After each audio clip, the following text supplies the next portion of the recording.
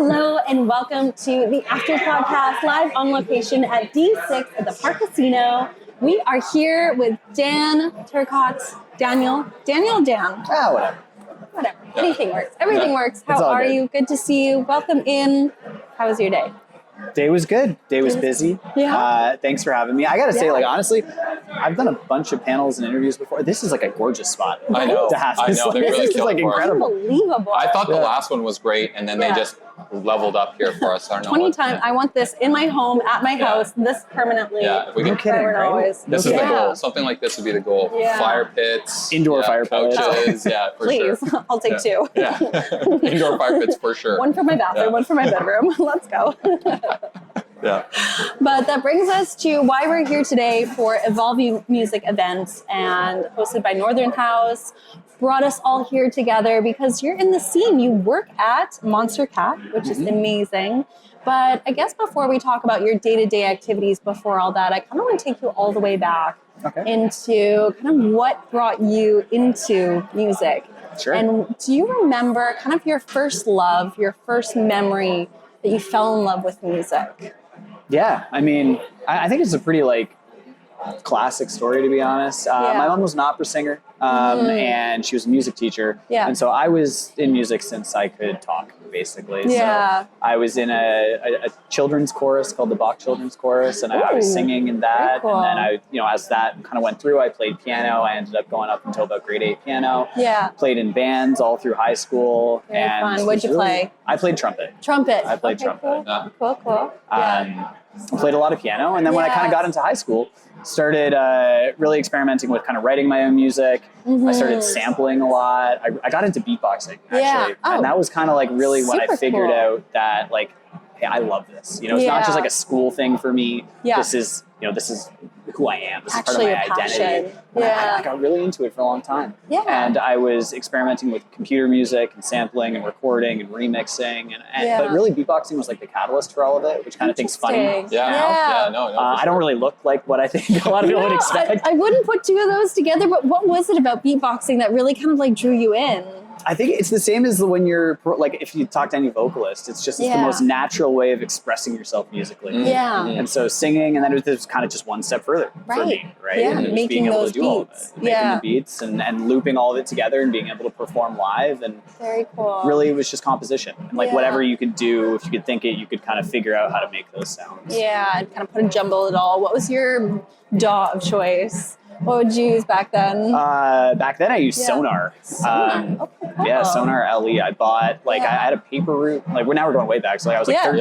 Please. And I had a paper route. I've had the paper before. That was one of the worst jobs I've ever had. Terrible job. Terrible. But I had the paper route so I could save up so I could buy a synthesizer. Yeah. And I bought a Juno D synthesizer. Ooh, and that cool. came with a light copy of Sonar. Right. And that was my first DAW. And I was There we go. this is crazy. What do I do with this? Yeah. Yeah. Did you make the music with friends? Did you kind of just do it on your own? I spent a lot of time by myself. Yeah. As we all do. As I think a lot of musicians do. Yeah. No, that happens. Yeah. But okay, so going along that, you're making music, you're making beats. You're not making beats currently right now. What was that transition into more of the electronic music side of things? Yeah, so I was beatboxing all through high school. I went into university and I was really into hip hop. Yeah. I was actually working with a charity called Unity, Urban Nonviolent Initiatives Through Youth. Yeah, They're based out of Toronto. Okay, They do cool. alternative education through arts. So I was working with them, kind of designing programs and throwing shows. I actually ended up launching a chapter of it at Western with a friend of mine, Kian.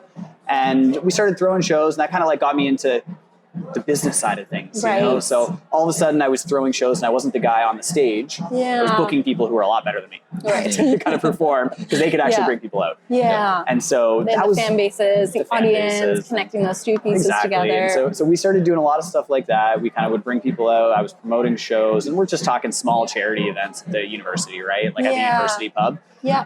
But that was kind of my first foray into okay, maybe there's something here that's interesting. There's maybe a job here. Yeah. And so I did that. I also worked at a couple of recording studios as a mic monkey. I was What's a mic monkey? like somebody like plugging in the microphones and like running around, you know, like I was like coiling the stuff. Yeah. Oh, that's fun. Gaffer or something? Or no, whatever. Yeah. I guess on film sets that's what we call them. Same kind of thing, right? Like, you know, I wasn't actually allowed to touch the mixing board. I would just clean it. Like you just look at it, observe. Exactly. They're like, no, don't touch. Yeah. So I did a bunch of that, and it was like at that time, I think, like, you know, as all of us in undergrad, it's like just figuring out what it is that you want to do and who you want to be. And so I was doing a biology degree, but I was doing a minor in music. And so I took all these courses, and through that, I met one of my mentors, Dr. Jay Hodgson, who's a mastering engineer.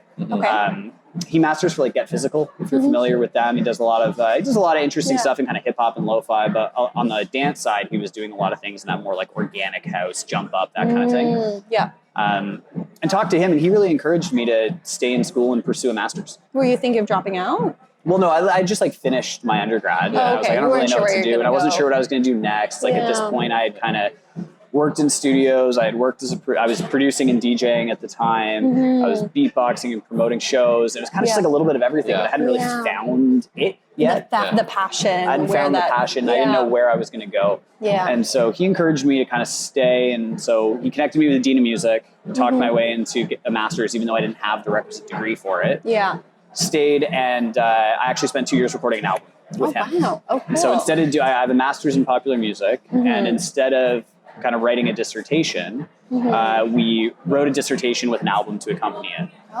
So I kind of worked with him to like convert academic language, like technical language, into academic language. So kind of saying, okay, this is what recording is like, this is what mixing and mastering is like, we're putting that through an academic lens. Right. So did all of that, and that's actually how Dom London and I met. So we met because he was in the same program. And you know, while I was doing that, I was like, I really enjoy something here, and this is awesome. So I was living in my bedroom, producing a ton of music, wanted to be the next Avicii. Like I was playing some shows, but I really wasn't a very good DJ. We've all been there. But at that time, that was when I met somebody who worked at Monstercat. And it was like straight up just by chance. Right. He was the guy who gave the tour for my master's degree program. Oh, no way. That is by chance. Super random. And like we had met before in passing and whatever, but like he was kind of the guy, and I was like, this is kind of weird that you're here and whatever. And I remember he gave the tour, and it was a small group, and at the end of the tour, everybody else left. Like we ended at the pub and everybody else left. And so I sat down and had a beer with him. So we didn't know each other that well. And he was telling me all about how he worked at Monstercat, and he managed a couple artists, including this vocalist, Anika Nadeau, who's released a whole bunch of stuff on Monstercat. And I remember just thinking, I was like, this is the coolest thing. Like, you know, I don't know what I want to do in music, but I have this dream of working at a label. As any like 20-something kid. Like I didn't know what that meant. But I knew I wanted to do it. You know, just the idea of working in music was this like ephemeral thing that just seemed like you could never get after it. It's just this big obtainable thing that you see other people doing. You're like, but I don't know how to get there. Especially at that age, it feels almost celebrity status. It does. All that stuff, you know, it doesn't feel normal. It feels like you got to be like lucky or something to be involved. It does. When you're that young, you know. 100%. And I remember thinking, I was like, this is the coolest thing. I'm never going to get a shot like this. So we had the beer. He told me all about it. I just left like stars in my eyes. And then we basically we stayed in touch, but like kind of nothing really happened. And then a few months later, he posted on Facebook, because how old this is, and he posted a status update being like, I'm hiring for like a part-time assistant role to help me out at Monstercat. I slid into those DMs and said, so quick. I'd love to be considered. I don't have any experience. I've got all this random stuff, but nothing to do with labels. But like, I promise you I'll learn. You know, but all that random stuff can always add up into, you have so many different micro skill sets that not a lot of other people have. Do you find that? I think that like the weird background that I have has actually given me a really unique perspective to survive in my like corporate life now. Because like I work entirely on the corporate side, on the commercial side, and I assume we'll get into that. But like, because I've been a creative and I've spent a lot of time with creatives and I spent a lot of time with artists, like I really understand how much goes into that. And creating yourself as well. Creating myself, like I have so much respect for that part of the process. So when it comes to like monetizing assets or taking care of assets, we use the word stewarding assets, stewarding songs. Like I really respect how much time goes into it, because it's when you're taking care of somebody's song, it's something that they've spent weeks, months, sometimes years so much time creating. And so you really have to respect that when you're kind of Blood, making sweat, decisions. tears, their own insecurities, their own confidences. You're putting that out into the world. Yeah. And like the word stewardship, I feel like is actually a really great word because you are kind of like taking care of and managing and doing all that sort of thing. So it's really cool that you like blend those two together. Yeah, so we'll get in there. So basically, I met him. A couple months later, got hired. To speed the story up, and take your time. We take your time. We got time. Yeah, we connected. We interviewed. I started working with him part time, and then the rest is kind of history. So I was working with him part time for a little bit. When I finished grad school, I moved out here, and then kind of kept going, and that was almost 10 years ago. Yeah. Wow, classic. Started from the bottom, now we're here, kind of thing. I mean, I basically flew out here with like a hockey bag and a backpack. Yeah. Like I didn't have anywhere to stay. No. Like I actually, my wife now at the time, but like her friend, I stayed on her floor. Yeah. Oh, wow. And like slept on the floor for the first couple of weeks while we figured out where to find. It was kind of wild. So when you think back to those first couple of months of like being the intern or the part-time person doing all that sort of thing, what are some kind of words of wisdom you could give to somebody else starting in that position as well? Like a little bit unsure, new city, sleeping on somebody's couch, but you have this great opportunity. Like, do you have a couple of like words of wisdom, or like, how did you feel when you were in that position? Fucking terrified, to be honest. I bet. And I think anybody who says they aren't is just lying. Yeah. I remember, I got the full-time job offer in like July, and I had like 3 or 4 weeks before I was to fly out. Okay. And I just read everything that I could. Like I bought every book I could find on the music industry. And if anybody needs a good one, the best one you can buy is Donald Passman's Everything You Need to Know About the Music Business. Ooh, okay. Oh, wow. I think that book I read cover to cover like 5 or 6 times. And I'm pretty sure I walked into the room and everybody thought I knew what I was doing. I didn't. I just read a book.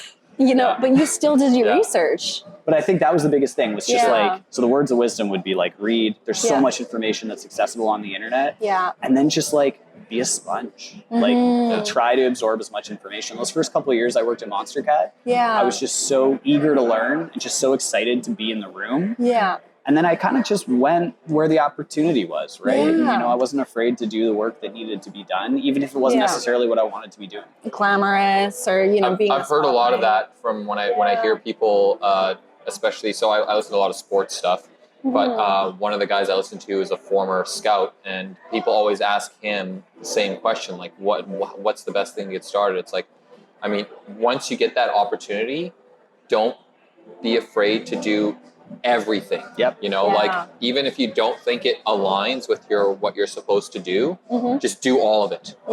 Be that guy that does, make yourself so valuable that they have to keep you around. You know what I mean? Yeah. And that was like, I hear that in so many different fields and spaces, like, and I think if you don't have the pure passion for it, you'll be one of those people that's like, well, this doesn't align with what I want to do. And then you just like, don't do that extra stuff, and then you don't get the next opportunity. Totally. Yeah. And like, I think doing all those micro jobs as well, similar to what you did when you were growing up, is only going to help you today, right?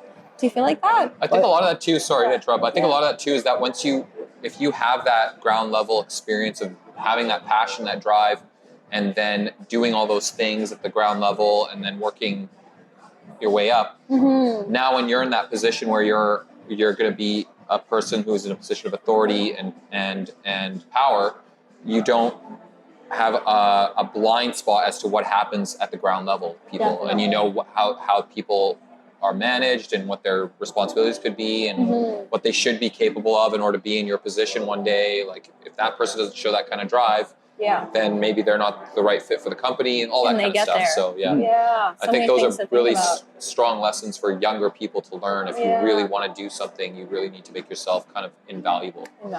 Yeah, that's really good. How do you feel? What do you think about that? I think one of the things, like, I talk to a lot of like younger people who are really trying to break into the industry. Whenever I say, okay, what do you want to do? I always get one of 2 answers, or maybe 3. It's like, I want to be an artist, I want to be an A&R, or I want to be a manager.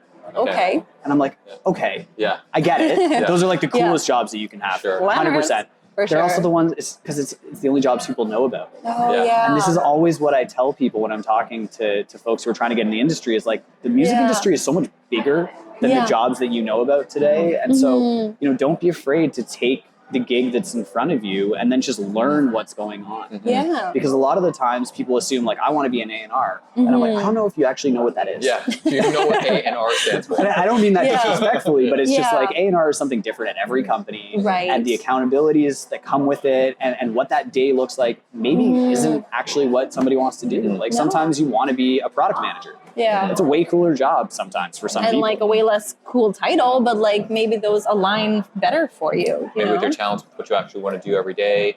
Yeah, exactly. Yeah. Yeah. So and then even interesting. thinking about, I mean, you're paralegal, right? Yeah, So yeah. even thinking about, okay, what are those back end kind of administrative roles that also exist within music? Because you still have HR, you still have finance, you still Yeah. have legal, Yeah. like, you still have operations, like all of Yeah. those things exist. Yeah. There's so many ways to get into music without being the guy on stage, Yeah. you know, the A&R, The guy sitting on manager, stage. like, It's like how the degrees away from stage, like where do you want to be kind of thing.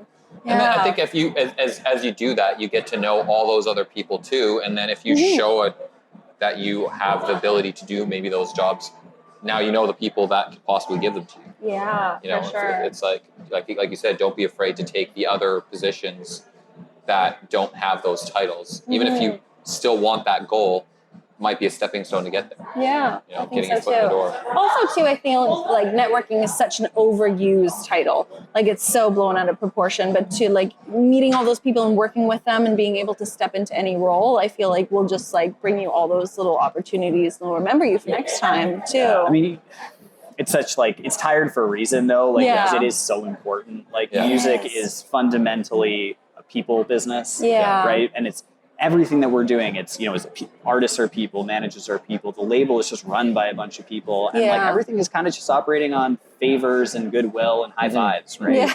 Like that's really like what's going on. I hate to break it to you. Yeah. No, I love that. But I mean, great. that's not uncommon. No, Yeah. I think it's Yeah. a lot of industries Yeah. are like Yeah. that.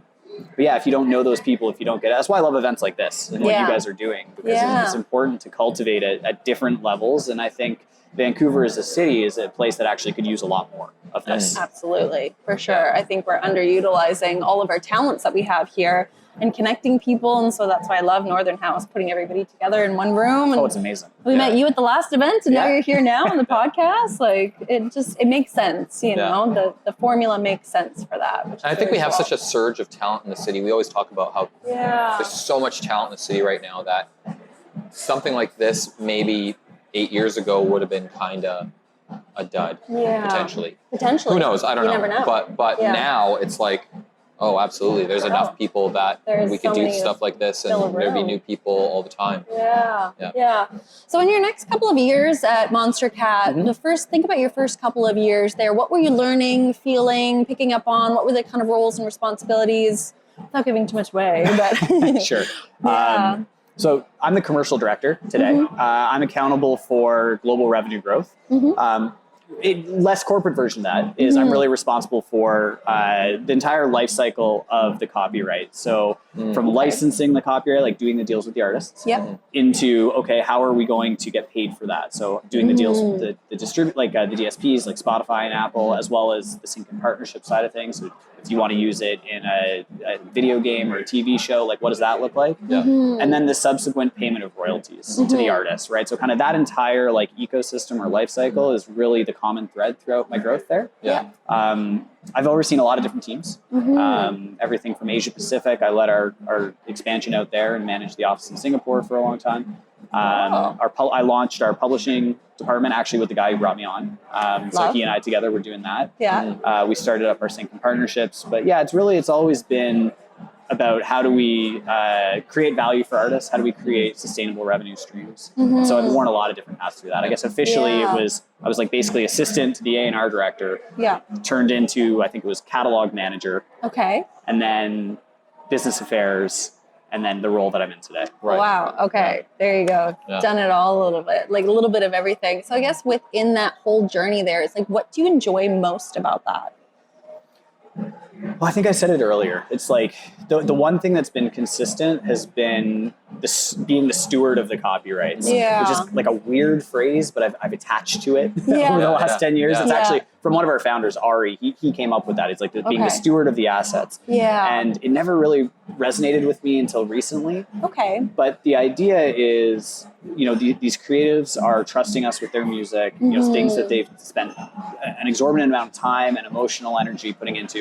And it's really like our job to make sure that we're doing right by them so that they're getting compensated equitably for what they're doing.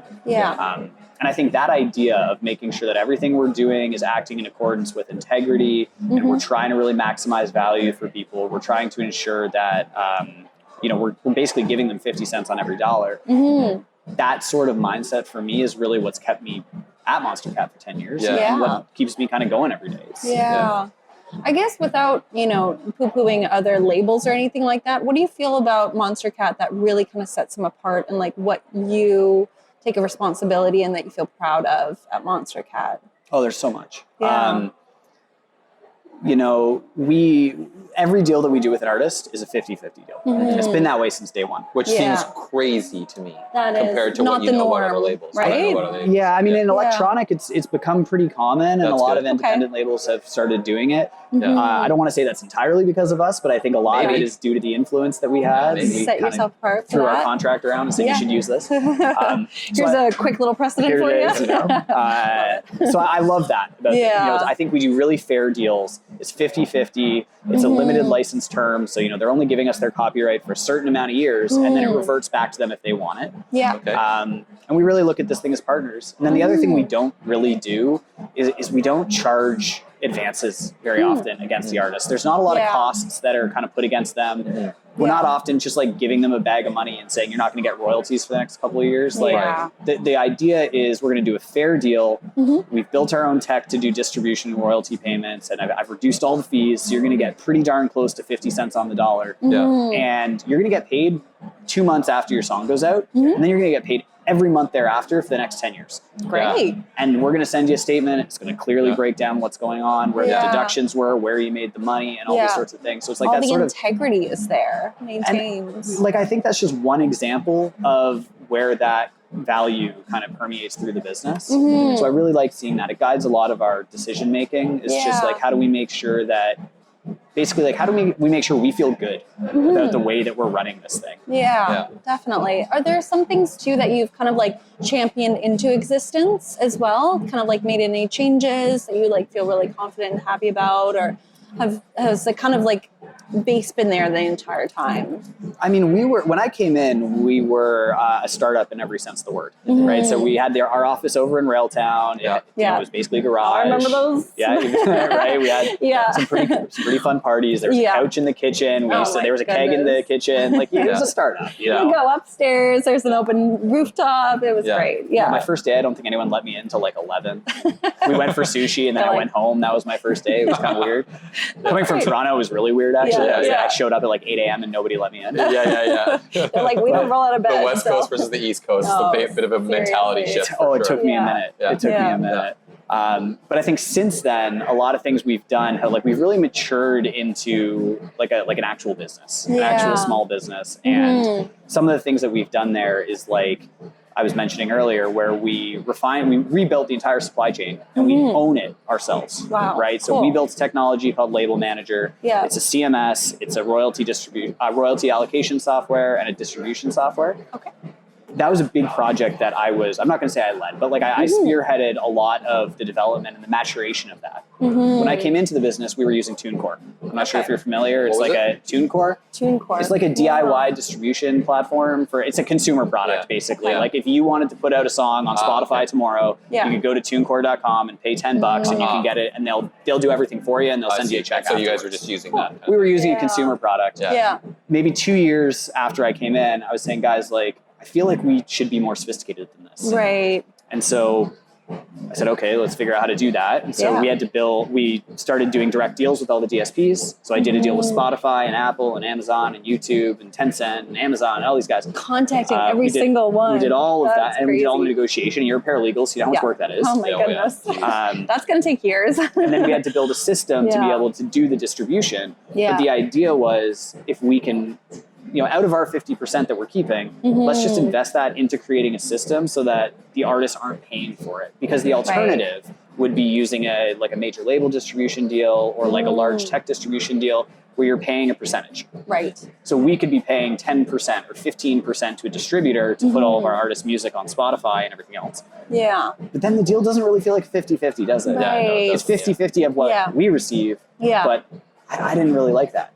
And the owners didn't like that. And I think that's not ever been in the Monstercat blood. So that project in particular of saying, hey, let's get off TuneCore, let's do the direct deals, let's build the technology to do it. Like that was really the start of like the business evolving into something quite serious. And I think that is what it's like one of the few things that enabled us to grow to the size that we are today. Yeah, take it to the next level. Yeah, very cool. I mean, it's a point of differentiation for sure. Yeah, at that level. It is like our we kind of joke, like I think our tech and our licensing infrastructure is like far beyond what a label of our size should have. Right? Yeah.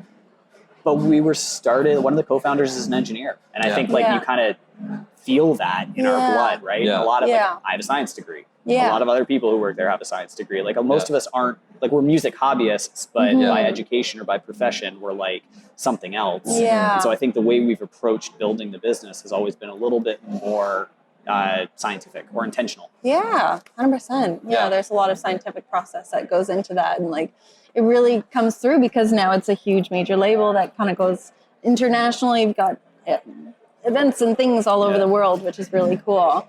That's another one I'm really proud of, actually. Ooh, tell me. Yeah. So I did a lot of work in our expansion into the Asian markets. And so I did, when about this time, it was about 2018, I licensed the Chinese market because I was going to ADE and I heard a lot of buzz about this. It was it was just a hot topic at the time. Like, Western markets are paying for music and the Chinese markets aren't. And that was kind of the headline. Oh, okay. Yeah. And it was like, okay. Clickbait, but tell me more. Bit, right? I was like, I feel like there's something we can do here. And we know, obviously, it's a large country and seemed like there was a lot of opportunity. We started looking into it and I figured, hey, like maybe we should do a deal and let's kind of see if we can get it going. So we ended up doing a deal with those services before Merlin, which is like the consortium of independents. Okay. And before most of the majors had their music in there. Okay. Officially. It was all there, but it wasn't like licensed. Right. Ours was there, it just wasn't licensed. Yeah. So we did that and then we were fortunate to have a lot of live event bookings. So we flew over to join the first tour and I actually went back a couple times thereafter and spent a lot of time. And as soon as I got there, I realized like, holy shit, there's a huge electronic dance music culture here. For sure. Huge, yeah. And because of the way the internet works, it's segmented, right? Like they have their own platforms, their own social media. Yeah. We don't hear about it. It's because in China, there's like embargoes on Western search engine. A lot of the social media that we have doesn't work. Like I have an Android phone, didn't work when I was out there. Right. Oh, completely shut off. They have their whole because the sanctions and embargoes and all that kind of stuff. They have all their own different social medias, their version of Facebook, their version of WhatsApp, their version of Twitter, all that stuff. You know what I mean? Their own cell phones even. Interesting. Yeah, you wouldn't know until you got over there and realized got over there, saw how it was working, and then met all and the cool thing was we met all these artists. Right. We met all these producers and DJs, and I was like, you guys are incredible. Yeah. And the challenge was always they couldn't figure out how to communicate with a Western audience because they couldn't access the internet. I mean, they could, but you know what I mean? Like it wasn't natural because not legally, technically either from their end, right? And it's hard, like, maybe they didn't speak English, whatever. So we kind of made it our goal. We're like, okay, we want to go into China because obviously there's a lot of opportunity for our artists. But we didn't want to just be an import company. We wanted to also help these Chinese artists kind of break out and expose them to Western markets. So that was the approach that we took. And that was something that I really got to kind of sink my teeth into. Wow. We ended up signing a bunch of Chinese artists. Yeah. We brought over, some of them played Tomorrowland, some of them played ADE, like our showcases. Cool. Released it all on Monstercat globally. Yeah.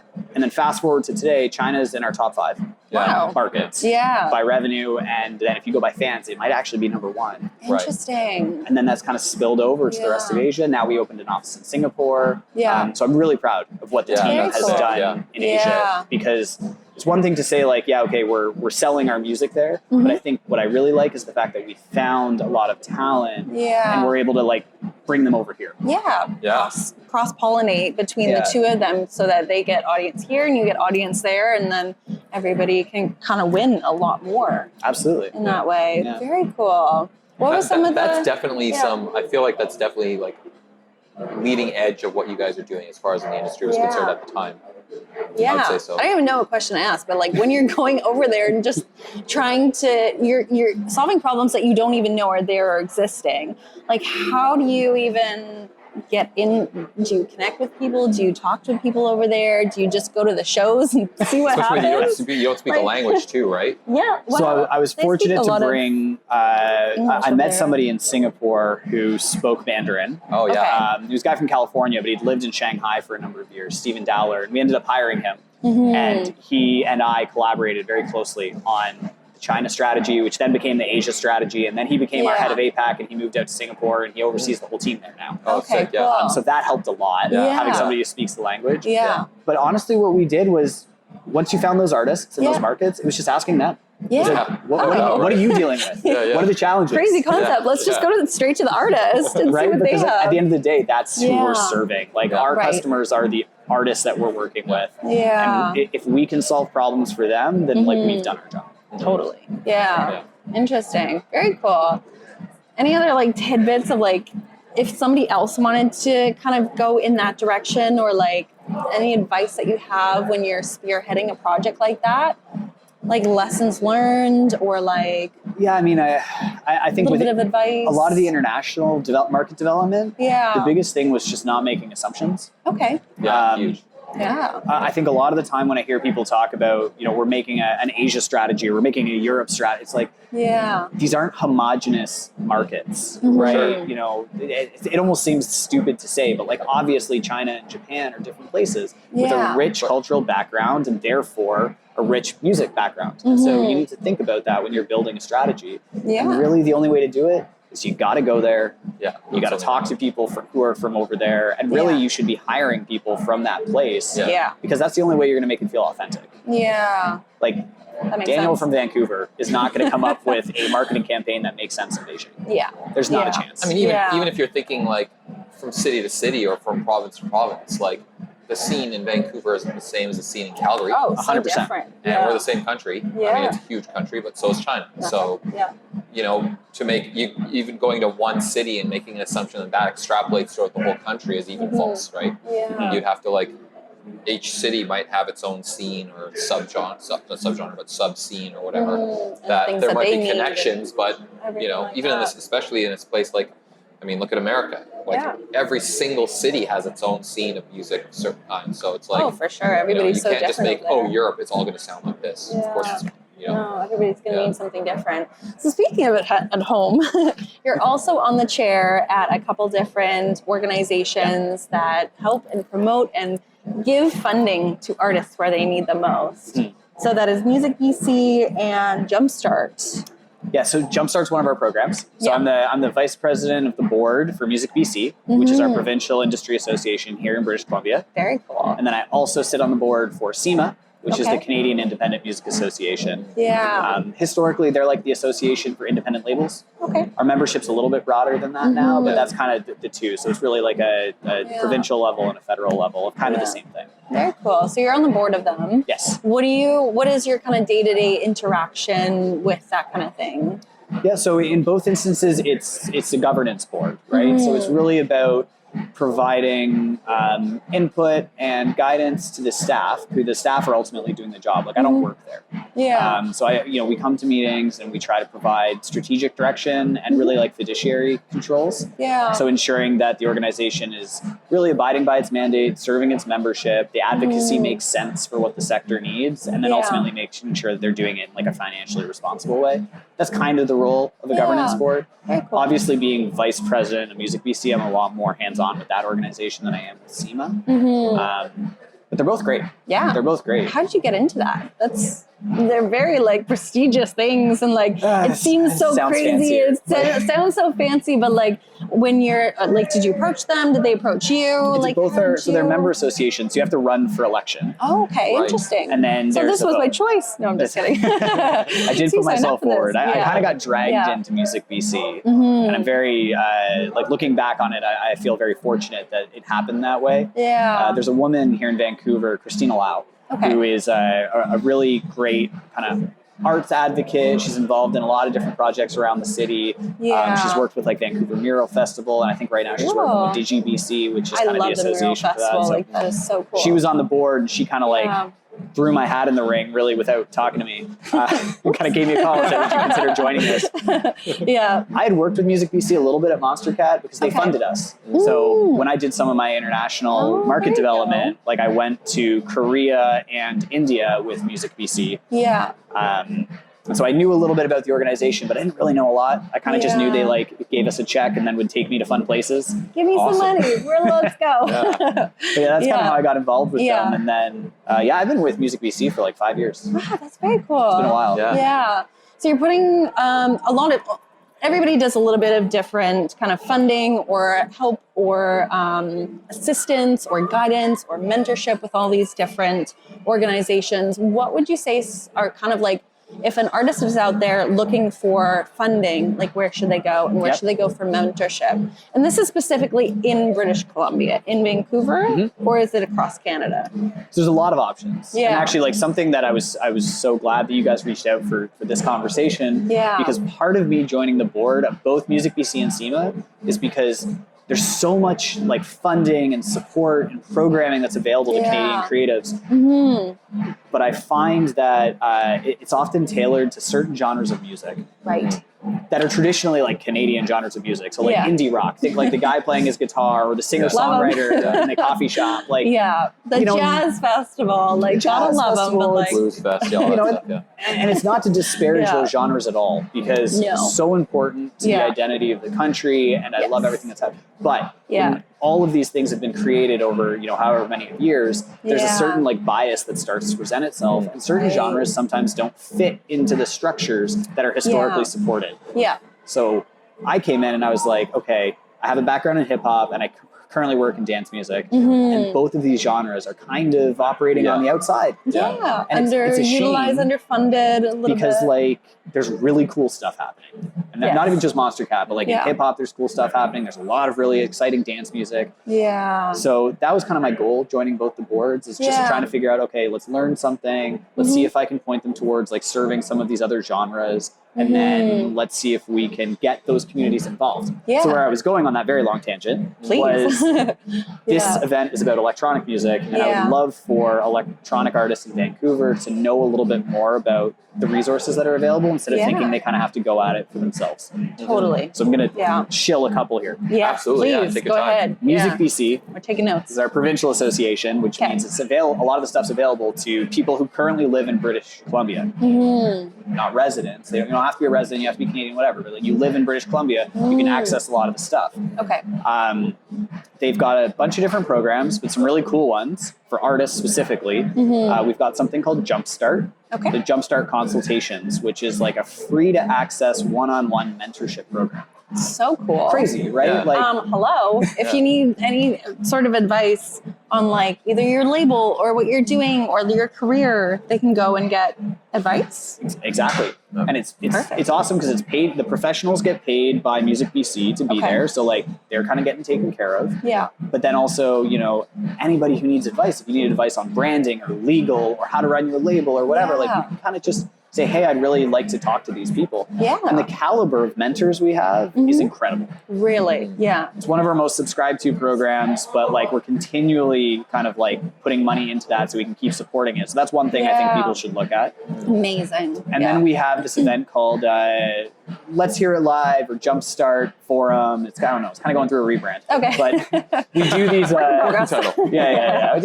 It's a weekend-long festival where we have concerts and panels and networking events. And so the idea is, how can you get the creative community together to learn, network, develop kind of community, and kind of see what goes from there. Yeah. So that's a really cool one. Amazing. And then we just like have straight up funding opportunities. So if you need to pay for travel because you've got to go play a show across the country, you're trying to go on tour, or you're trying to fly to Montreal to like close your label deal, like we have money that's available for that. You've just got to like look into Music BC and figure out which one of these streams is something that I can apply for what I'm trying to do. Definitely. That's really cool. So it's all there. It's all on the website. I don't think anybody we know knows would that. even think that to ask for something like I've that. heard a couple of people say, oh yeah, well I applied for money for touring or something like that, but they're usually, they have instruments and they're on a band and they're doing that sort of thing, but even electronic music artists could potentially use that. Of course, and that's kind of what I'm saying. I want to shout it. Like, guys, like, apply for Music BC. It's like one of the best organizations that exists, like, period. But I think electronic musicians specifically often think they have to do it by themselves, and they don't.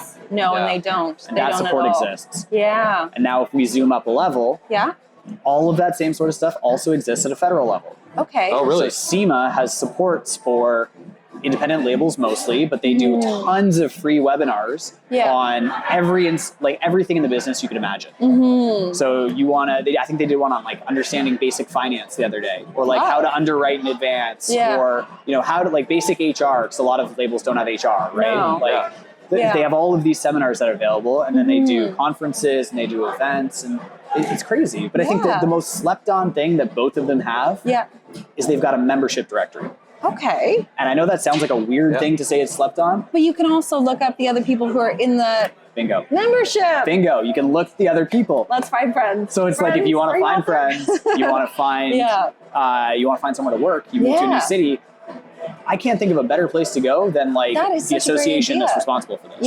And then so is it like, do you have to pay for the membership, or is it usually like free, or like how do you sign up for that even? Different levels depending on who you are and what you're doing and whatever. So there's like business memberships, there's individual memberships, there's artist memberships. I can't remember what it is, but an artist membership is like, it's a couple bucks. Like it's not more than 50, I don't think. And that's for the year. But if you're looking for that kind of support or connection or, network, $50 is nothing for that. That's great. I think it's great value. And then a lot of the funding programs, you actually don't even have to be a member. So if you want to get funding from Music BC, a lot of the time you don't have to be a member.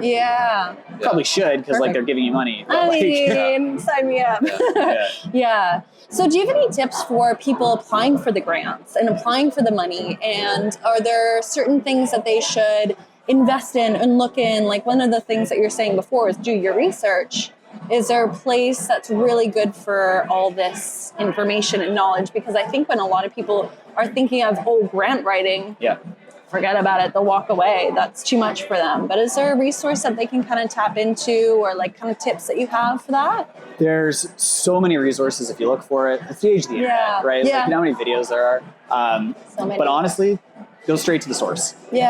So Factor's the third organization you can apply for, and Radio Star Maker. So there's a lot. There's so many. And there's like city grants too. It's crazy. But every single organization will usually run info sessions on how to apply for the grants, and they'll give you tips. And they'll tell you straight up, this is what we're looking for.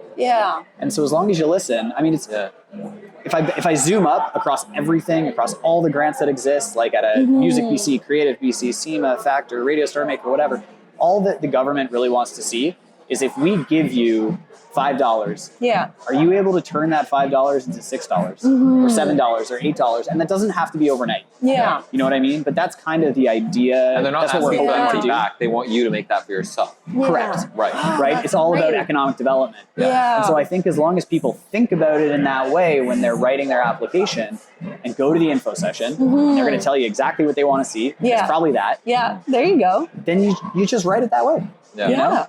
And it's pretty simple, but like I always think people are so afraid of having to write a grant application that they just don't do it. Yeah. And I get it because they suck. Yeah. It's a lot of work. It's a lot of writing. It's a lot, unless you have that like passion for writing, and in the way explaining things, and you're writing essentially an essay. Hey, it's 2024. We have ChatGPT for this stuff. I was going to say, just look up ChatGPT and that sort of thing. But, there are resources and it is easy. And you can always ask a friend too. You can ask a friend, you can hire a grant writer. There's a lot of grant writers who do it on commission as well, so you don't have to pay out of pocket. Oh, like Fiverr or something? I'm sure they're on there, right? Probably, but there's a lot of specialized people who do this as well, who are just kind of off the side of their desk, like they'll be a grant writer and they've done it for a little bit. Side job for my side job. Hey, in this economy? Yeah. I wrote a grant once or twice in my life. Yeah. Oh, that's great. That's such a good resource to have. So I guess zooming out over the full big picture, we've kind of talked on a lot of different things about Vancouver and growing up in in Toronto, coming here, doing the Monstercat startup and everything like that too. If you're going to zoom out, what would be some big overarching big challenges that you've overcome, or really big learning lessons that you'd love to pass on to somebody else, or words of wisdom, or just in the 10 years of Monstercat? There's so much in there, but words of wisdom. I mean, boiling it down.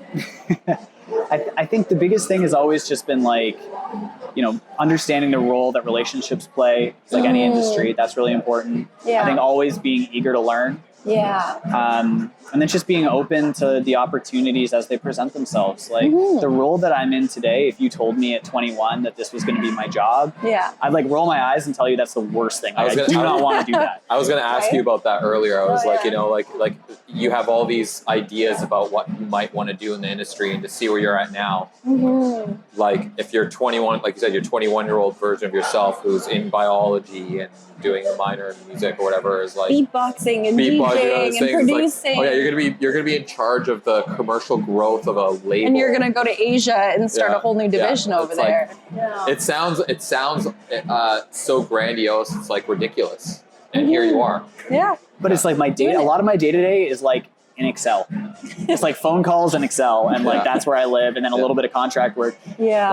And I love it, but it is not at all what I ever thought I would like doing. And I wouldn't have got there if I had stuck to that, I want to be an A&R. You know what I mean? That is what I wanted to do. There's a good chance you might not be an A&R.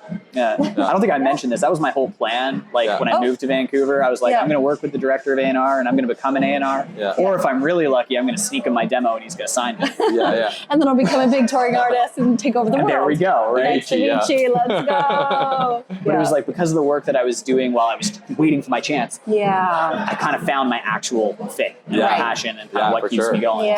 You stepped into that role. That's a huge lesson for sure. I mean, I think that's a lot of people, especially when you're younger, you have these kind of archetypical visions that if you keep closed off to these opportunities, you might never see these hidden things that aren't archetypical. Especially while you're waiting too, because instead of getting frustrated and being I'm just going to give up on the whole thing, or do something else, you're I'm just going to pour all my time and energy into something that is working. You are learning, you are making all these connections and stuff like that too, and then you found what you actually loved in the meantime.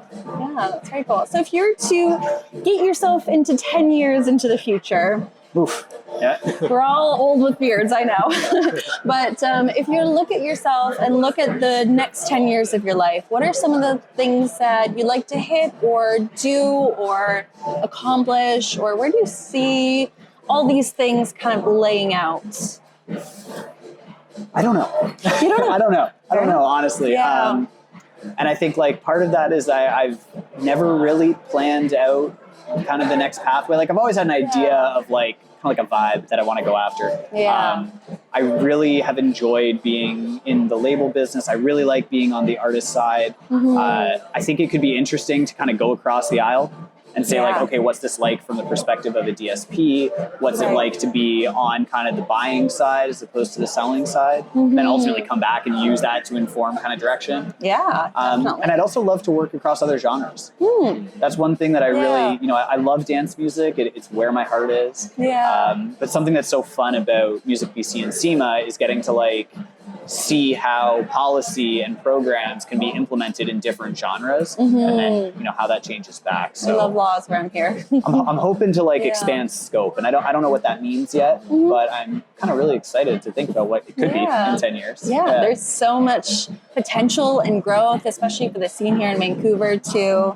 I think that's really cool. Is there anything that we haven't touched on that you're like, I've got a couple questions actually. Sure, yeah. Just moving on to a more personal side. Are you doing anything still with music personally? Do you still do any producing on the side just for fun, or do you DJ at all, or do you beatbox still? So we moved into a new condo 2 years ago. I think I unpacked my piano a week ago. Oh yeah. okay. If that tells you kind of how it is. And it's made it from the bag to leaning against the wall. It's not even plugged in yet. Big progress. Big progress. So I set the intention. Yeah. But no, to be honest, it's the one thing I really wish I was doing more music, but I haven't been able to figure out how to kind of do it all day and then do it at night. Yeah, that's a tough way. We were just talking to Night Begins about the balance between teaching and mastering other people's things, and then turning the chair 180 and then doing it for himself as well. It's just like, do you have those beans in order to, sit down at night and be able to make it? Especially too if you're married and I don't know if you just have a family or starting one or whatever. I mean, where's the time there too? Yeah, right? time goes so quick. It does. And that was I have so much admiration though for somebody like that who's able to they have their gig, whether it's creative or not, and then they're spending their evenings doing what they really love. It's because it takes so much time, and it really is a labor of love. Hours in the day. No. Yeah. So I'm not that strong. I go outside. I moved to Vancouver. I was like, I'm going to go outside. Yeah. Yeah. Well, I'll go camping. It is tough to be productive here, especially if it's in your season, whether you're a winter person or summer person here. Yeah. Once one of those seasons, whatever that is, hits for you, it's just it's a short window. Let's go do it, right? Yeah. And then everything gets Yeah. Fair enough. Very cool. Anything else that you want to plug? We've told everybody where. We'll leave everything down below. We'll get the links and put those under the YouTube videos and all that stuff. Yeah. Anything else that you want to plug, or words of wisdom, or little nuggets of I think I'm good, but I just want to say thanks so much for having me. Thank you so much for being here. This was really a great time, and I love what you guys are doing for Vancouver and what you're doing for electronic dance music, and I just hope to see more stuff like this. Oh, absolutely. We're not stopping. Yeah. We're just getting started. Yeah. We are just getting started, and it's crazy where we've gone so far. 7-8 months we've been doing this. Not even. Yeah, I feel like the time has flown. It's all so short at the same time. Yeah, it's a lot of fun for sure. Definitely. We'll have to have you back on because I want to keep chatting, but there's a whole event out there, and we want to go talk to everybody, want to have some more people on. So thank you for being here. Thank you for listening out there. Make sure you go follow Monstercat. Go follow Monstercat. Give him a follow. It's great. If you want to follow yourself, you've got some great photos. You follow me, but follow Monstercat. Follow our artists. That's more important. There you go. Go follow the artists that he's been most of you guys do stewarding through all this. And please follow us, and we'll see you again very soon. Yay! Cool.